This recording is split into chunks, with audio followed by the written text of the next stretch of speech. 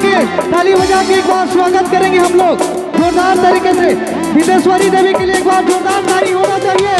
भैया लोग आप लोग भी बजाइए थोड़ा सा ताली, बिंदेश्वरी देवी के लिए जोरदार ताली। धन्यवाद। दीदी पहुंच चुके हैं आप लोग को झुमाने के लिए, धूम धमाका एकदम हाहाकार मचाने वाले हैं।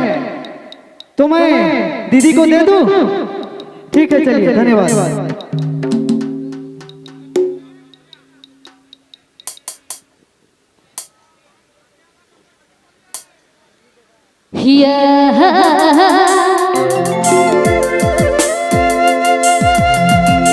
तो जिस दूर दराज से आवा हमर संगीत प्रेमी माय बाप भाई बहन सबके हमर ओर से दिवसंकर पावन धरती में जितने भी आवा सबके हमर ओर से हार्दिक झारखंडी जोहार है।